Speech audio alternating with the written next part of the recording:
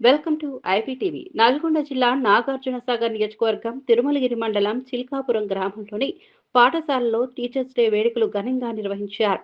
ఈ కార్యక్రమాన్ని పాఠశాల హెడ్ మాస్టర్ ఆధ్వర్యంలో నిర్వహించగా విద్యార్థులు ఉత్సాహంగా పాల్గొన్నారు. ప్రత్యేకంగా పిల్లలు ఉపాధ్యాయులుగా మారి తరగతులు నిర్వహించడం అందరినీ ఆకట్టుకుంది.